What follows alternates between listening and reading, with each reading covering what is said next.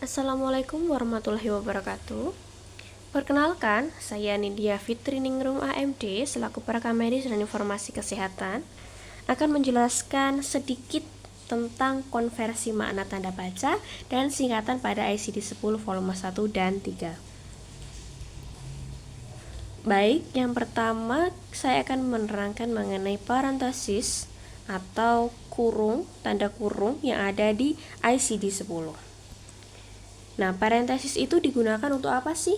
Yang pertama, untuk mengurung atau supplementary words yang mengikuti salah satu istilah diagnostik tanpa mempengaruhi nomor sandi. Contohnya di I10. I10 itu ada essential primary hypertension, high blood pressure. Di situ terdapat kurung primary. Nah, di situ merupakan salah satu istilah diagnostik yang menggambarkan si essential hypertension, high blood pressure tersebut, namun tidak mempengaruhi kodenya. Kemudian di hypertension juga ada dalam kurung arterial, benign, essential, malignant, primary, systemic. Jadi apabila kita dituntut untuk mengkode hypertension arterial atau hypertension benign atau hypertension essential, maka dia tetap sama menggunakan kode I10. Selanjutnya, tujuannya yaitu untuk mengurung nomor sandi suatu istilah yang dikelompokkan ke exclusion, tidak termasuk atau di luar kelompok ini. Contoh apabila kita ragu-ragu terhadap coding bleparitis.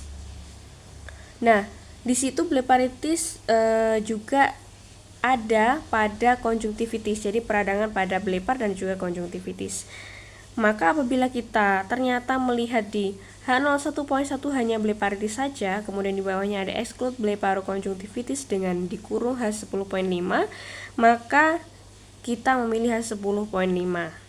Di situ juga menggambarkan sandi atau kode yang benar pada bleparokonjungtivitis. Selanjutnya, kegunaannya yaitu pada judul blok untuk mengurung sandi 3 karakter.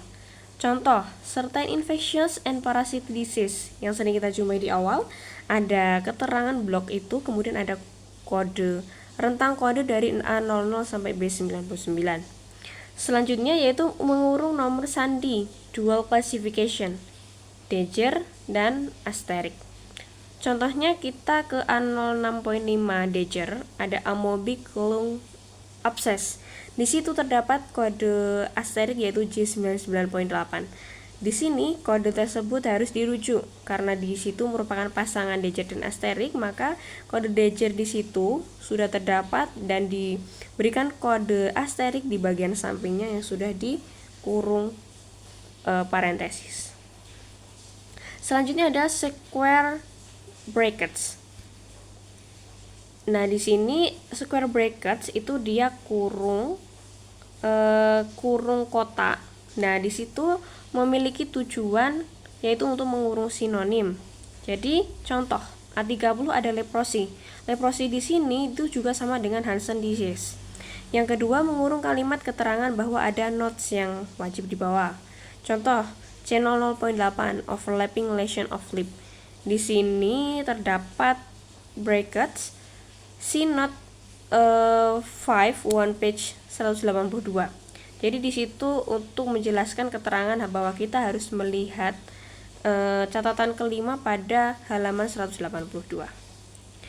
Selanjutnya digunakan untuk mengurung rujukan keterangan yang pernah disebut tentang subdivisi karakter keempat. Contoh K27 peptic ulcer site unspecified, dalam square brackets tertera si page 56 for subdivision. Nah, di situ berarti kita harus melihat halaman 56 untuk karakter keempat. Selanjutnya colon.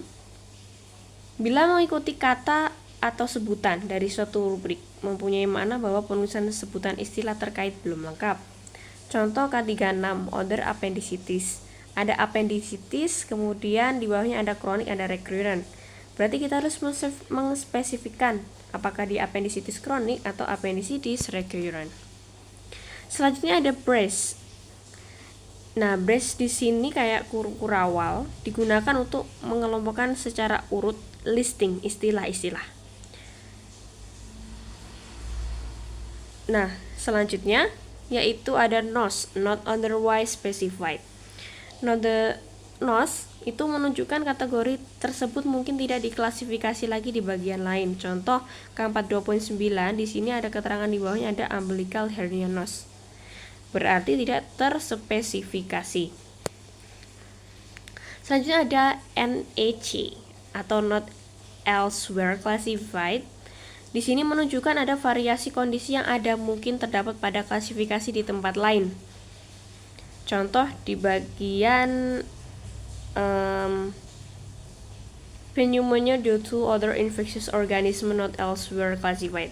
Apabila kita hanya mengcoding C16, maka itu tidak bisa terspesifik, ada spesifikasi lain di tempat lain. Maka C16 itu terdapat kode NEC yang di situ tanda bahwa kita harus melihat ke kode lain yang spesifik. Selanjutnya ada point dash. Untuk point dash di sini ada strip. Di sini untuk menambahkan karakter keempat harus dicari. Selanjutnya ada danger dan asterik. Danger dan asterik itu digunakan untuk kode utama sebab penyakit dan untuk manifestasinya. Di sini merupakan kode pasangan, tidak boleh terpisah. Baik, ternyata tadi merupakan akhir dari presentasi atau pemaparan sedikit tentang tanda baca ICD 10. Kurang lebihnya saya Nidia Fitri Ningrum AMD selaku perekam medis. Apabila dalam menyampaikan ada kesalahan, saya mohon maaf yang sebesar-besarnya. And see you. Wassalamualaikum warahmatullahi wabarakatuh.